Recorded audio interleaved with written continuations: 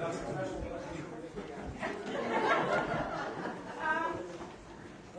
of people have been asking, well, what's going on tonight? What's happening tomorrow? So we thought we would sort of give you an overview of what's happening this evening. First of all, we'll have, after Aaron is finished,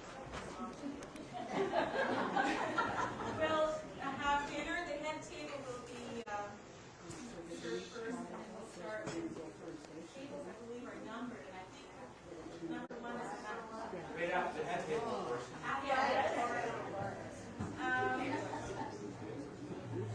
Then we have a little bit of entertainment. I'm not sure what this is all about, but the Howe family has More stories. have more stories. Some kind of a rendition of recording. I know I was on dead. And Uncle Tom Howe is planning on singing a song. And the group, I'm sorry. I'm not sure who's in the group here. Uncle Bob, Otto, and Paul, I think had a few words. You have that memorized yet? And then after everything's over tonight, everyone is welcome to go out to the farm. We'd love to see you all out there. I think everybody knows the way out. So that's what's going on tonight. Love to see you out there tonight. Then tomorrow morning, I understand Terry was out making sausage or something. And if he gets up in the morning, he's planning on cooking homemade sausage for everybody for breakfast.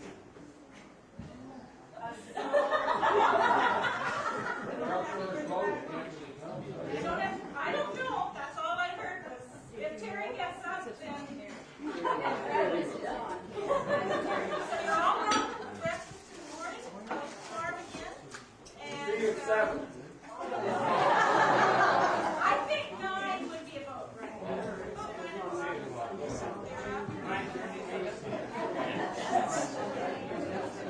Depending on how late the night is. There is a come and go open house at the farm from 2 to 4 for families but also friends from the area. So it will give some of you a chance to visit people that maybe you haven't seen in quite a few years. And then all the family is welcome for supper tomorrow night as well. So got a busy day scheduled. I hope you can all join us.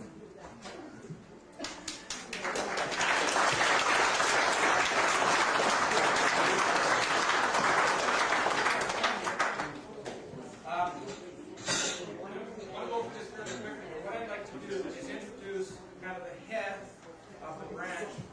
The branch is represented here tonight, and would everybody or anybody associated with that particular branch of the family, would they stand up? So that everybody can kind of see where the connection is. Okay?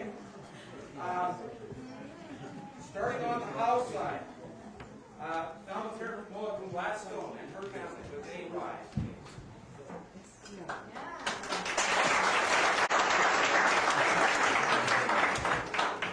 And Paragetta from Scarborough.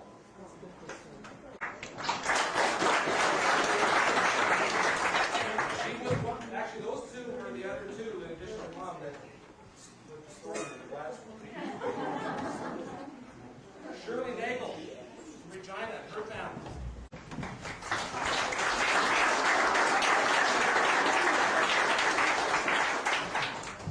Evelyn Howe from Calgary.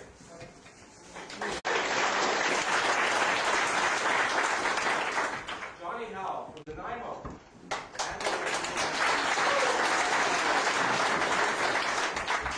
Bill Howe from Leopard.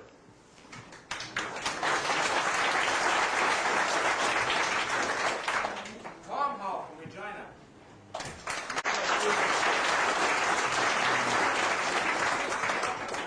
Pat Howe from Lethbridge.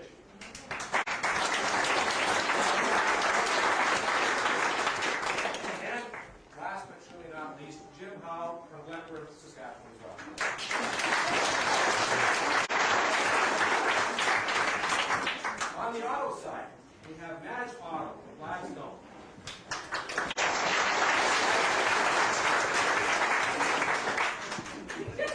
Rita Turner from Manitoba, Minnesota.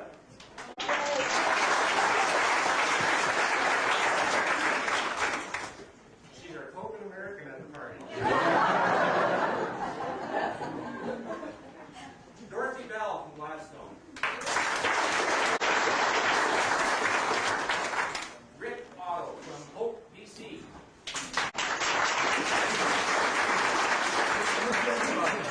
Art Otto from Gladstone.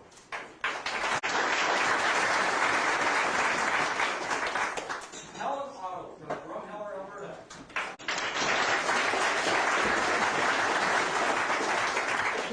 Albert Otto from Gladstone.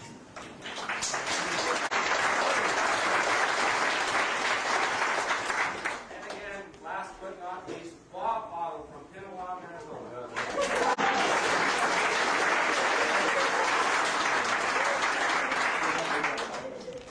There was an order in that whole introduction process. Did you understand that?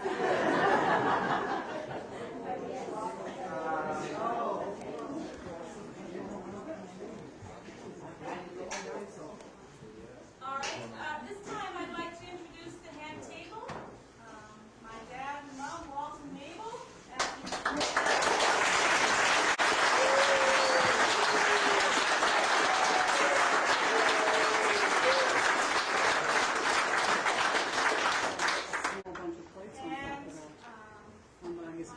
Dad's right, John Howe, who was Dad's best man.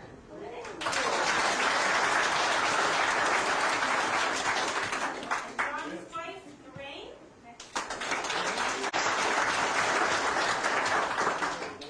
And Evelyn Howe, who was Mom's maid of honor.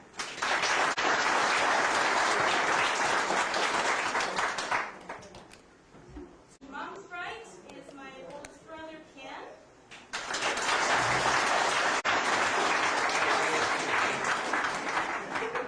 And without shifting the concrete here, we get the rest of your family to stand up?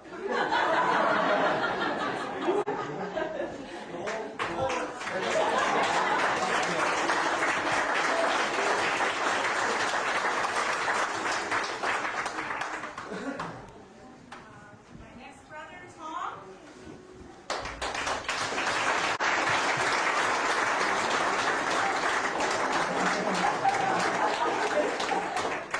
Just like gophers.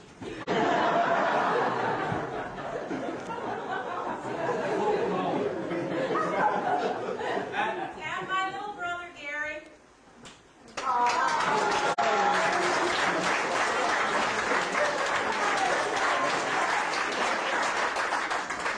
And Val, and my favorite sister.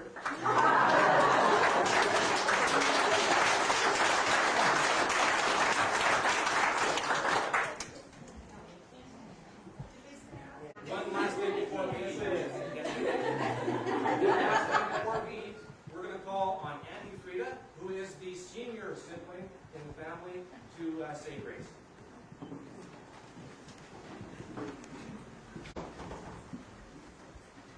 The eyes of all wait upon thee, O Lord, that thou givest them their meat in due season. First of all, we want to say thank you and blessings on all of these people who came from far and near, that they all arrived safely and we can have this time together. We also would like to remember those who are no longer with us, that they will always remain in our hearts and our minds. And oh God, we also pray for the people who have prepared this food of which we are about to partake. Be present at our table, Lord. Be here and everywhere adored. These mercies bless and grant that we may strengthen for thy service be. In Jesus' name, amen.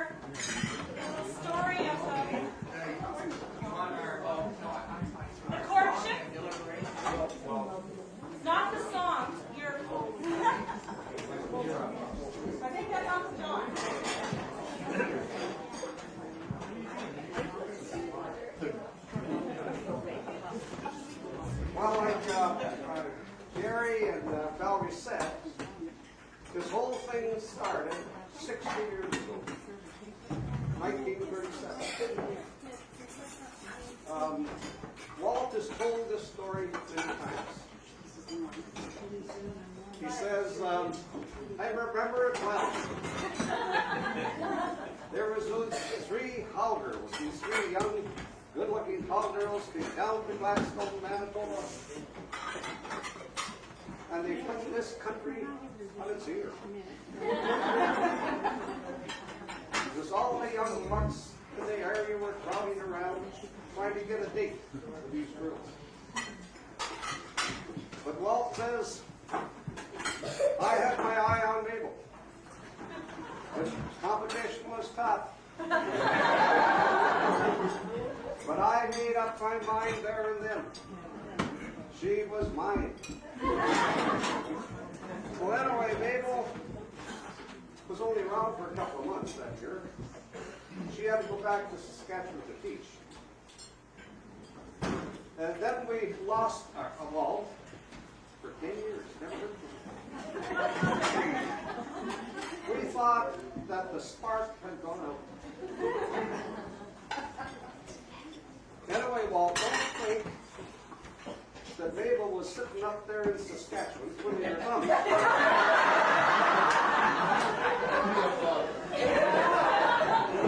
She was cutting a big swamp.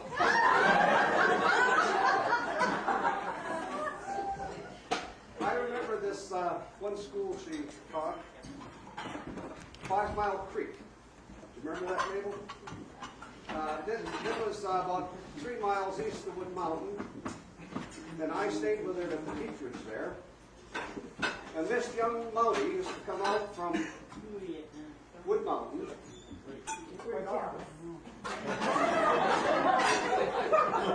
I remember it well. Anyway, he come out. The first time he come out, he wheeled into that schoolyard. His siren was blowing. And I tell you, that was impressive. And I remember I asked him, what are you here for? Oh, he says, I'm just here checking the territory. But he checked that territory quite a few times. And there was another guy. He drove this big blue car. I didn't trust him. Then there was another school people taught, 1 Mile Cool. Now, as a matter of interest, it wasn't very far from 5 Mile Creek.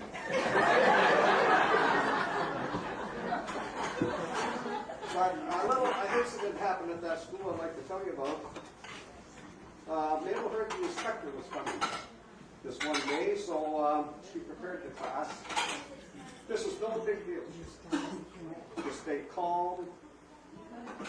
But above all, don't get excited. Well, the inspector comes, knocks at the door. Mabel rushes to the door, real excited. She knocks back.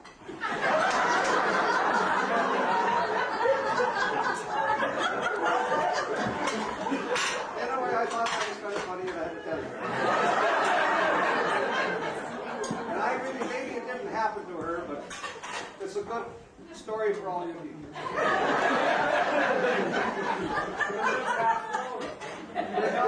It's now later. It's now 1947. And who should stroll into the scene but Walt, cruising into town. The fire isn't out. He's courting Mabel, and he doesn't waste any time. No, they're married in no time flat. And I remember that wedding day, Walt. You were pretty nervous. You know, I remember I had to tie your tie. That thing looks pretty good. You weren't wrong when I didn't need it tight.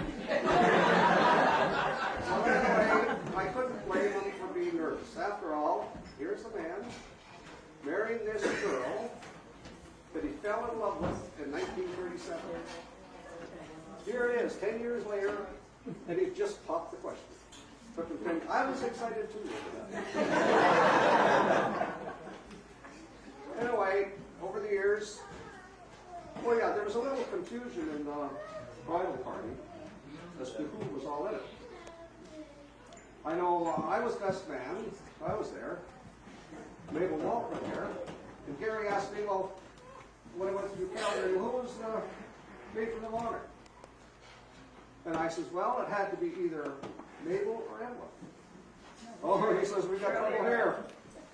No, Evelyn or Shirley. Pardon me. And he says, well, we got trouble here. They both claimed they were.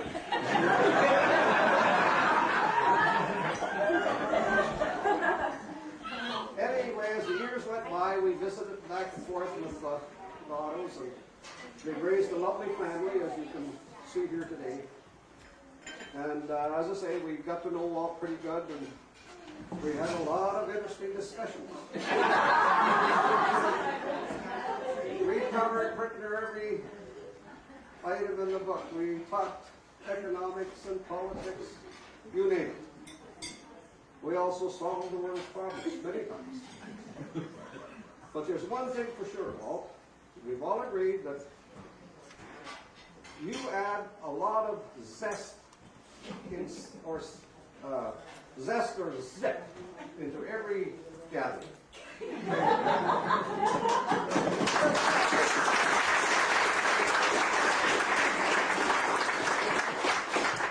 But I'd like to say, Walt and Mabel, you're two truly wonderful people.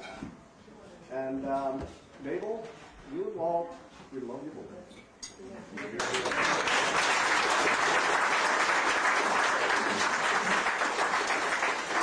We all rise over to toast to Mabel.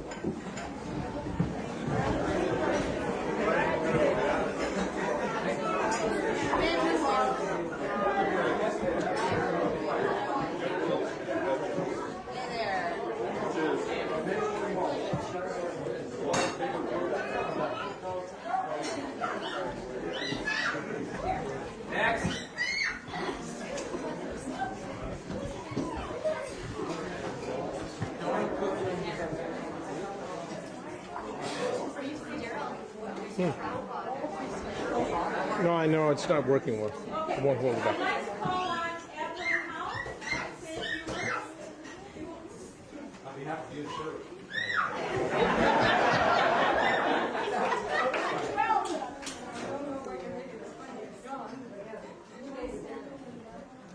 Okay. I started talking to you and Walt.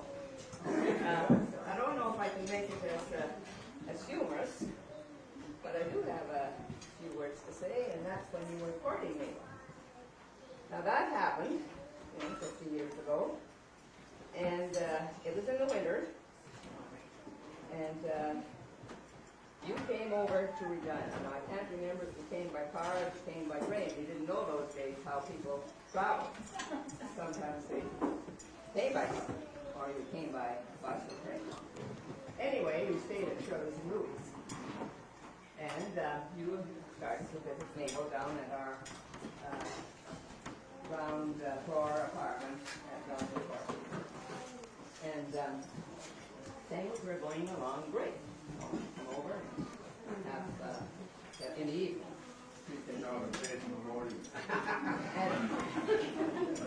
But later on, a day or two, Mabel came down with the mumps.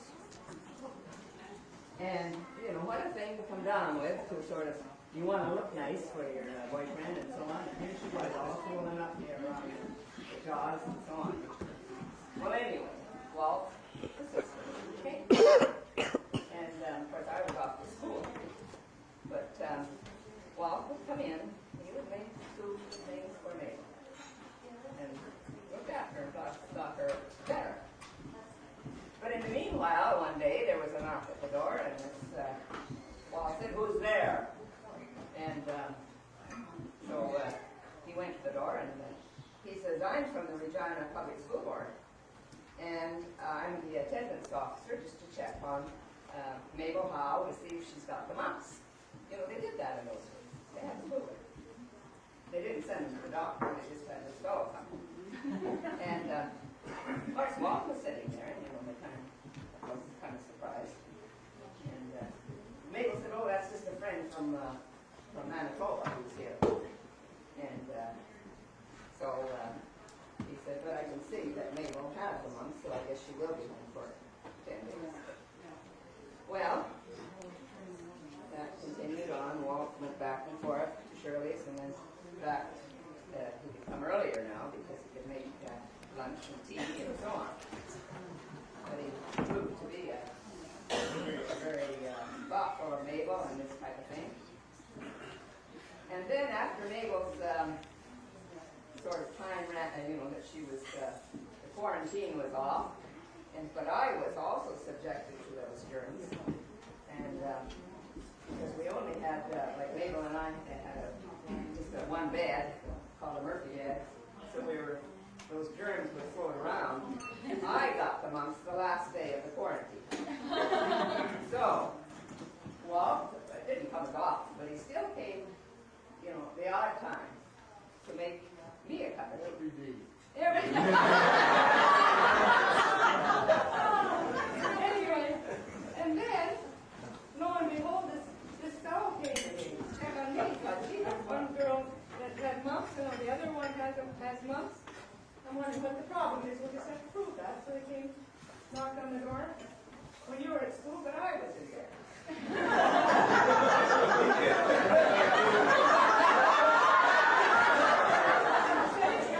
Sitting there, boy, that's going to be quite a character.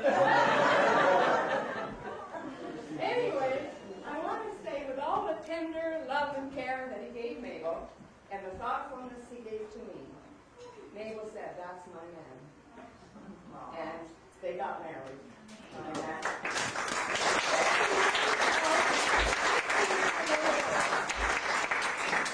We're always proud of you as a brother-in-law. And we always knew we were going to have a... That's why you had to wait 50 years to come.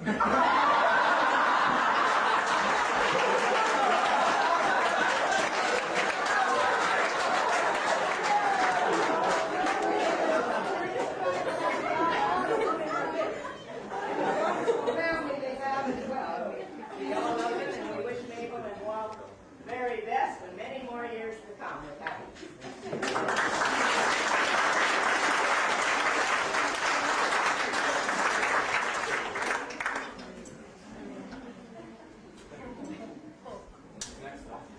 Is that everybody from? No, Shirley has something to say. All right, Shirley. And Sister Ann has something to say. Well, mine is going to be very short. It's about eating. I just wanted to tell you that Evelyn was the bridesmaid, and I can't repeat that. You were the But hostess. I was the hostess. I put on the reception.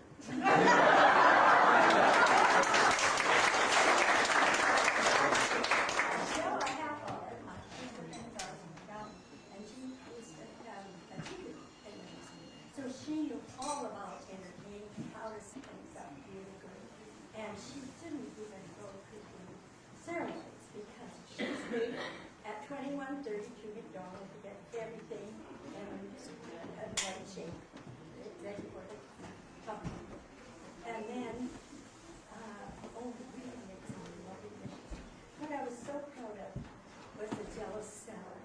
Nina had bought some beautiful fresh pineapple, and we thought, oh, this is going to make a perfect Jello salad. But we didn't know that Jello wouldn't gel with pineapple. So we weren't able to serve that Jello salad. Anyway, it was a fun time. Thank you.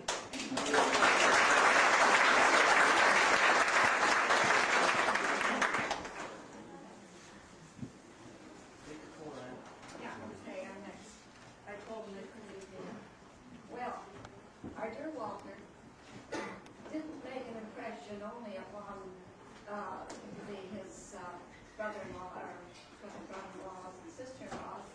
He's also made a great impression upon his nieces and nephews. And my son Dale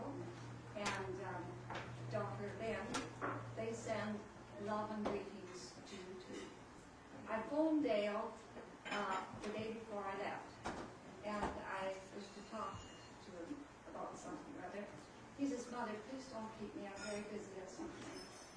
And he says, I'll phone you in a short time. So he phoned me in about an hour's time, and he says, Mother, I have something I want you to take to the anniversary in honor of Mabel and Walt. And he'd been working on some poetry about, over here about a minute, and this is it. And I met him at the subway to pick this up.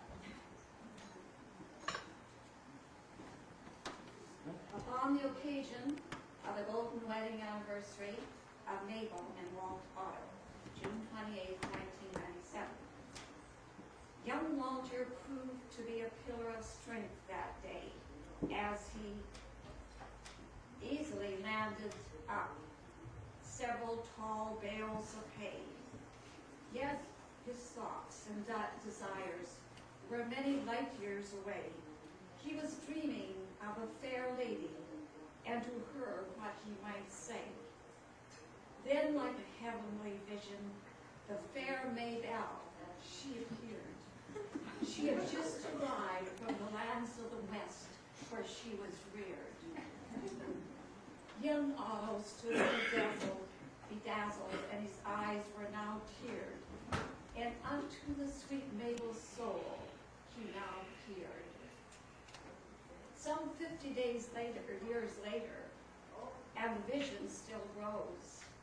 Mabel and Walt now have a family. They count by rows. Love and devotion have served them both well. They are a vision of happiness we all can tell. With much love and respect, your very fond nephew, Dale Martin.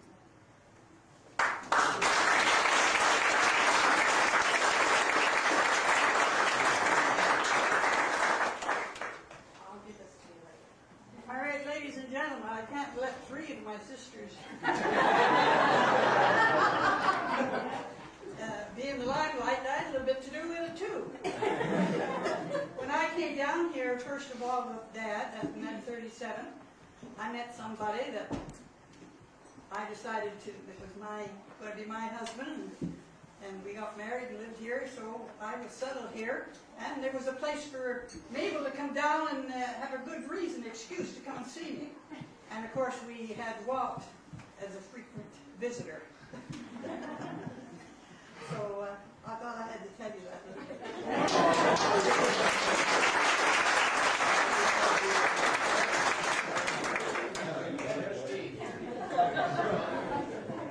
I'd like to call on Tom Howe now to sing a few songs. Well, it's our group for Regina, actually, from Saskatchewan, Alberta, and British Columbia. We've got a special song for Mabel and Walt, maybe two, we'll see. I'm the only one that actually interfered with their honeymoon. I guess that's why it's part on the list. When Mabel and Walt were on their honeymoon out in Saskatchewan, they went to the Mountain Stampede. My brother John was Armstrong at the time, taking people up for rides in the airplane. And I was down there at the Stampede as well, and I had a appendicitis attack at the Stampede. Well, Mabel and Walt were the only convenient car at the time, and they took me to the hospital in the flesh. So, when you talked about Mother Nature interfering with the courting, Gary, when he had to make the detour, brother-in-law Tom interfered with the honeymoon and caused a detour there. But what I want to talk about, what we're going to do now, is a special rendition related to the courting days. We're not sure whether it was 1 year or 10 years. Too long, huh? We know that it was a difficult time because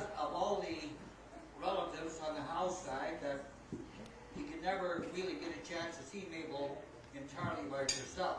And as a lead up to that, I think Betty Adair has a little story to tell, which fits in with the song that we're going to sing from this corner over here. And all of these singers, they would go over into the corner here. We'll get them to up. In the meantime, Betty is going to. Over there? Right there. Right here? I'll just stay here. Okay, I'd just like you to know that during those courting days, I was a 5-year-old child living in Regina. And I had a wonderful Aunt Mabel and a marvelous Aunt Evelyn. And they lived a very sophisticated life. They lived in an apartment building in downtown Regina. And I had a girlfriend that I wanted to impress. And I said, well, on Saturday, I'll take you down to my aunt's apartments. And I'm going to show you the most incredible thing that they have in that apartment. It's a murphy bed. And at night, it comes out of the wall. And in the morning, it goes away, and you have this incredible living room. So Saturday came along, and Sheila and I went downtown. And we knocked on the door, and I heard a booming voice say, well, who could that be? Don't worry about it, I'll get rid of them. The door opened, and there stood a big man. And his voice got a little more gentle. And he said, well, yes, hello, I guess I know who you are. And I said, yes, we come down to see Aunt Mabel, Aunt Evelyn. And he said, well, they're pretty busy right now. He said, are you what? He said, while they're busy, why don't you just pull us out a quarter? And you know, I think I might have got the first quarter that Walt ever gave away. At least it was the first quarter that I ever got to be told to take a hike. But I don't hold any grudges, Walt. That quarter went a long way in those days.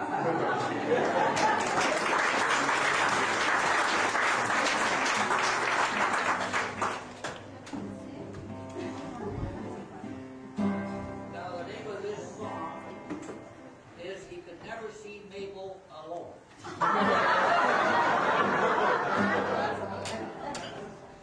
We've only practiced it once, so.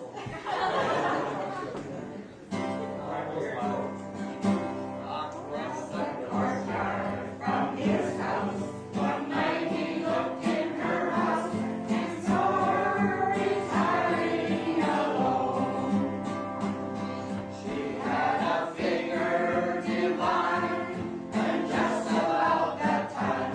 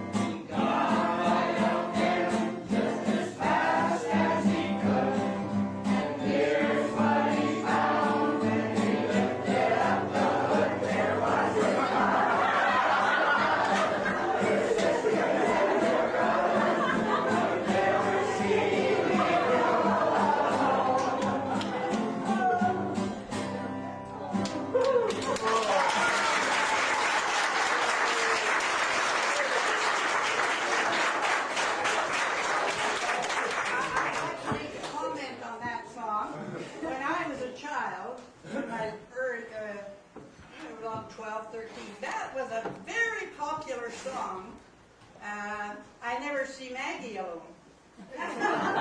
You see where they got the song. Actually, at the end of the song, it says, but true love persisted, and he finally saw Mabel alone. Now, we have another song if you want to hear it. I want to say that Tom, my brother, composed it, wrote the lyrics and music for this song. It's called Time Slips By. 50 years since I married this woman. Sometime.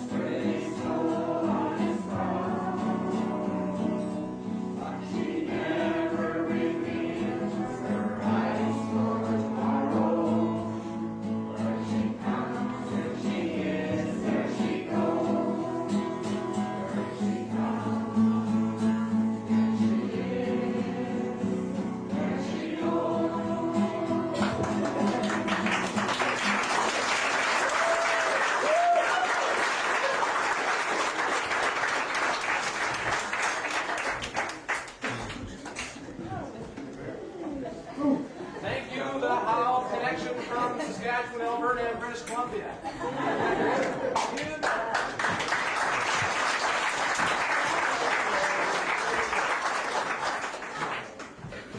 Just a couple, or a few minutes ago, I'm going to call on Paul Otto, and Paul resides in, what's the name of that place? I was supposed to be last, I thought.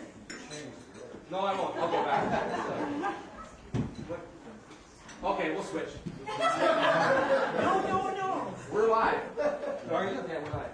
I'm going to call on Uncle Bob from Pinawa, and he's going to make a couple comments from his experience. Well, ladies and gentlemen, this is a great honor to be here today for this 50th wedding anniversary. It's so nice to see everyone from both sides of the family. There's one thing, Walt, that comes to my mind, that I was only knee-high to a grasshopper, and I don't know how many people here realize that Brother Walt was quite a ball pitcher, hardball pitcher in his day.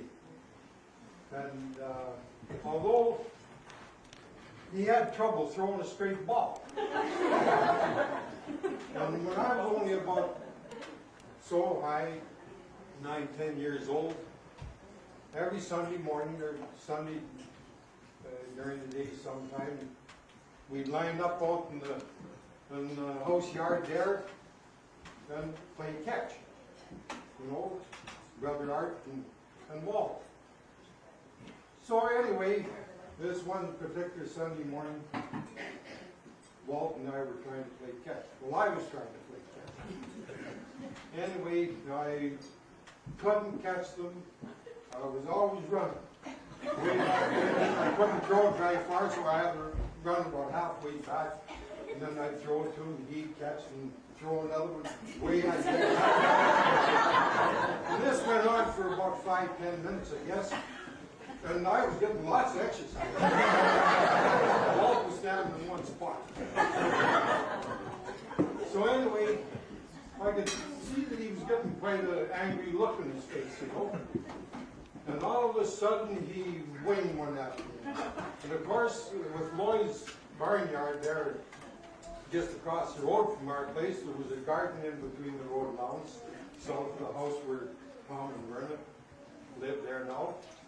So I, as usual, all the other balls that he threw at me, I turned around and started running, and the ball was just going. So I was practically over in Lloyd's barnyard there, getting the ball, picked it up, and I turned around, where's Walt? So anyway, he gave up. He said, he told me later, he said, I don't know what good it is me throwing the ball. He says, you're not catching it. I'll tell you, if I knew then, what I know now, I would went up to Walt and say, well, if you'd have thrown it straight, I might have been able to catch it.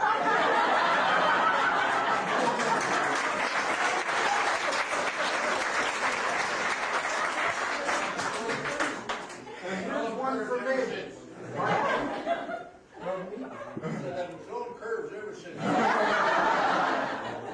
And here's one for Mabel. So it was in the fall of the year, harvest time. We were harvesting up the north place where they were living at the time.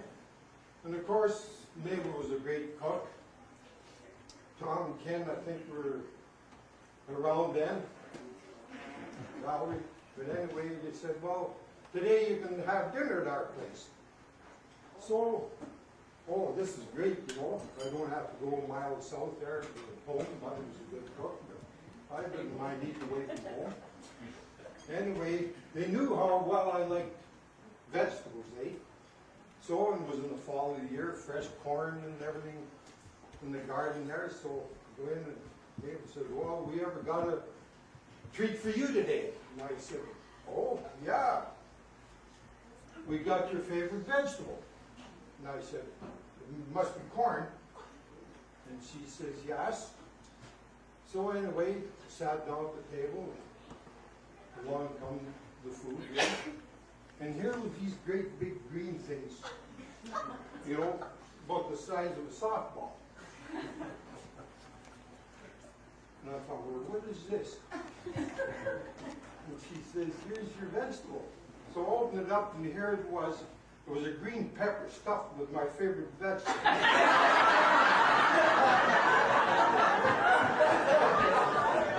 I thought to myself, you know, I bet they had this cooked up from the days that I was trying to catch the ball. God teach you. Anyway, they were all good years. Yeah. And Walt, you taught me a lot about baseball. And he was a good pitcher, that I can recall. And may you both have many years yet. Yes.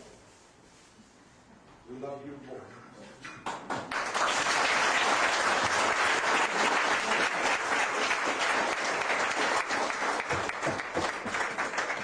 Thanks, Uncle Bob. And by the way, Uncle Bob is the youngest brother on the Otto side. So thank you once again. Now we're going to call on the oldest nephew.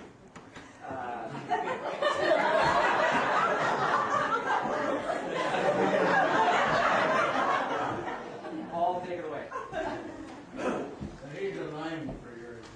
Gary told me about 10 after 4, he says, geez, I've heard from nobody in the Otto family, the Howes are going to monopolize this. He said, I called Bob as well, he said, so could the two of you maybe come up with something 30 seconds to a minute.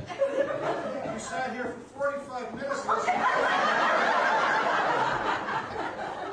I would like to dispute one one thing. I have 4 cousins, so obviously Walt left Mabel alone some.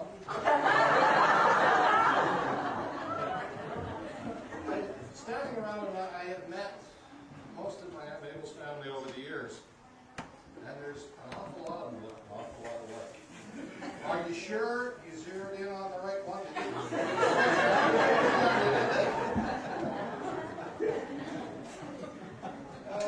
Boy. I made some notes on this napkin, but it's wet. Okay, I guess I'm the last Otto to speak, though some of my fellow siblings, brother or my cousins may want to sit up, say something. The Otto family over the years has never been lost for words. And those of you know that Walt definitely there's some things that come to my mind. I remember it was 1962, I think it was October 15th. I actually won an argument with Uncle Walt. He had laryngitis.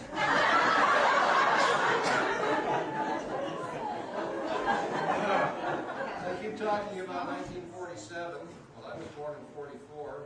I unfortunately wasn't at the wedding because Mom wouldn't let me leave the yard. Go across the street. But there's a few things that come to mind from over the years. One is I've been handled a nickname by this man here, and he's the only one that calls me Holiday.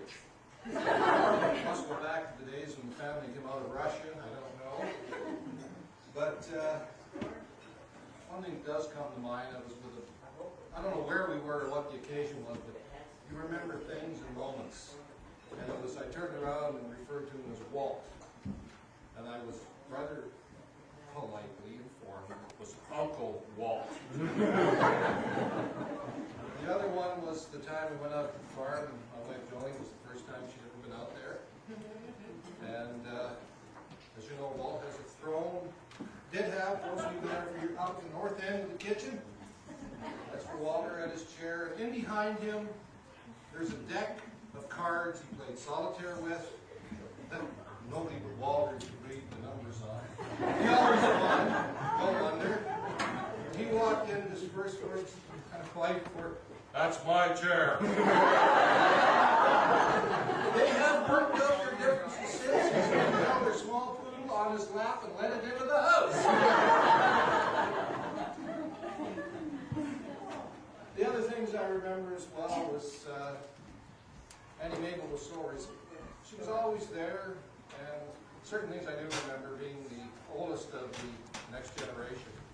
I used to be out in the field a lot. Sometimes I was allowed to help out and whatnot. 4 o'clock, they used to have this big enamel coffee pot, and Mabel used to drive it out. I think it was a 1949 Ford you guys used to have.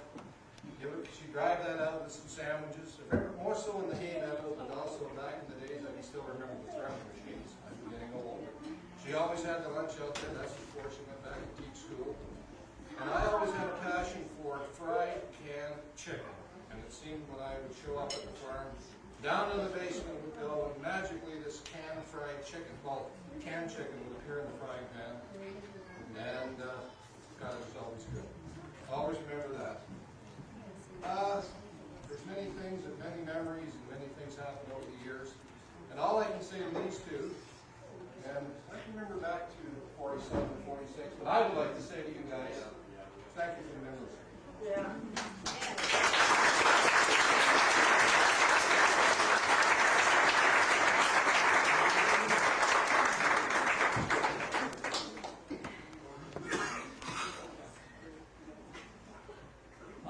Dad, are you going to say something? Can't we go home now? Don't talk politics. No religion. You want the truth or? Well, I do have something I would like to say, and it's more or less a wish. Way back, I don't know whether it was grade 4 or 5, I read a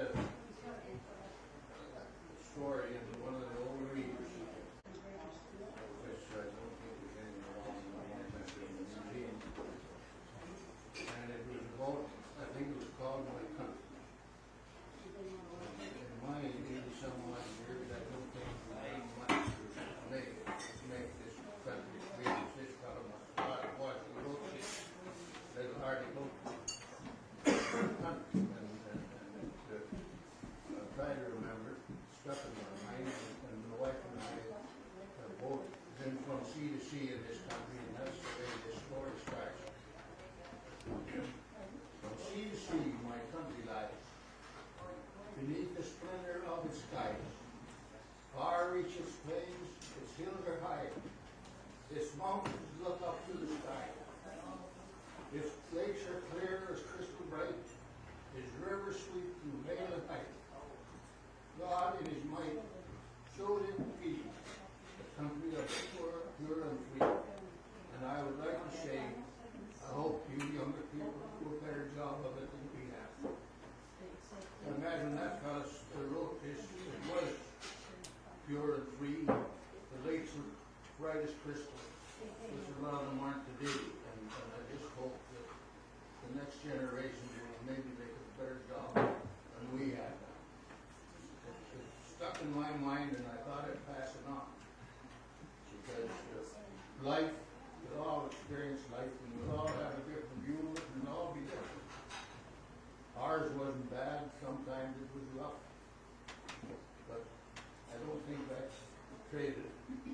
One thing too that I would say I was pretty old when I got married. Should have known better. I made up my mind I would never get married. For the simple reason that I didn't think it was right to bring children into the kind of a world we had. And of course, the minute that we did have children, and when she kind of gave me the fellow with a golden arrow, and got shot when I wasn't looking.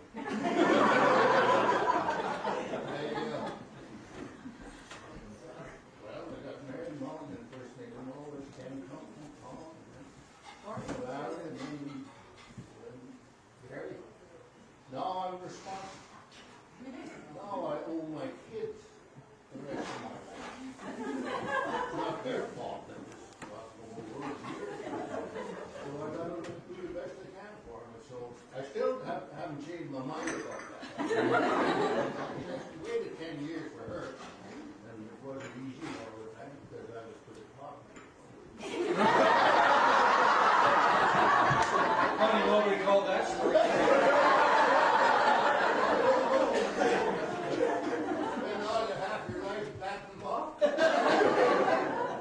But anyway, it turned out, and I have no regrets, really, except maybe some of my own shortcomings, but I have no regrets about it. Thanks, dear.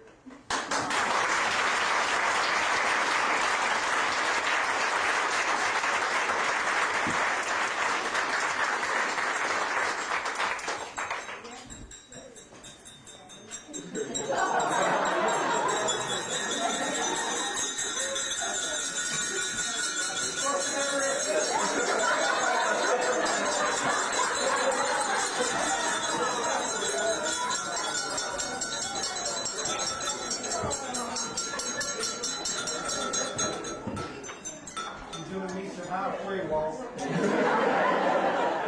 I don't do this in public.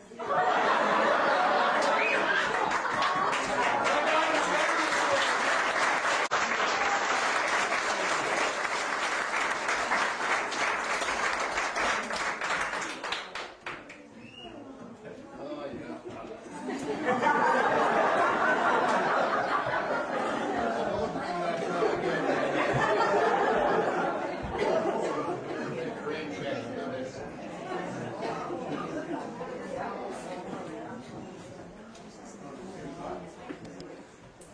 Okay, in closing, I'd just like to make a few comments about something that we found. We found in a little book 4 principles from Reverend Harry Joyce. He was the minister that presided at Mom and Dad's wedding. And there were 4 principles for a successful marriage. And number 1 was industriousness. Number 2, unselfishness. Number 3, faithfulness. And number 4, love. And I think 50 years has certainly shown this to be the case.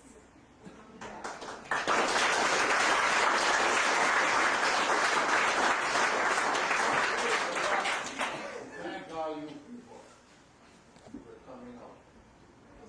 There was a little reputation that we kind of got that we were like just sneak away sometime and do our thing.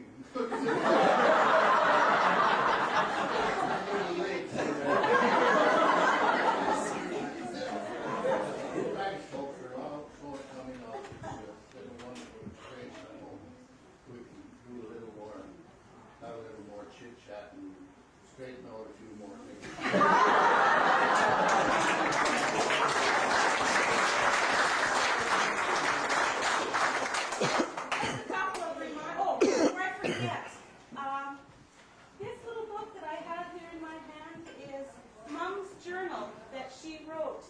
on her wedding day. She doesn't know that we have it.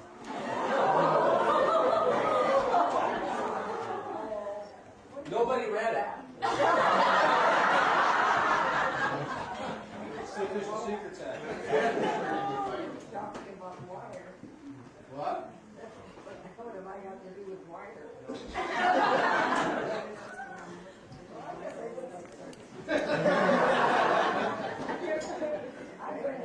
She's a wonderful writer. It'd be a good idea, yes. She read it all wanted to know where you found it. Where did you find it? Ask Verna. No, if any of you ever have a chance to read any of Mom's writing, she's just a wonderful writer, and the things that she wrote in there are just fantastic. It's a lot of fun to read. Somebody didn't read it, for sure. Apparently. It's about you. Just a couple of reminders before we go, and that is that we're welcome out to the farm tonight and again for breakfast tomorrow. All day for walk supper tomorrow night. Oh, and also, if you haven't signed the guest book, would you please sign before you leave tonight? So we'd love to have all of your names in there. And also, Thelma just said that the church is open upstairs for anybody who wants to see the upstairs in the church. I think a few people have asked whether they could go in. I would like you to go and see it because it's a very old church, and they just had it redone here recently, and they didn't change it any. So if you want, I thought for the young children, it'd be nice for them to see what the ornate decorations of an old church. So there's your chance to go and have a look at it. Thank you, everybody, for coming, and we'll see you out at the farm.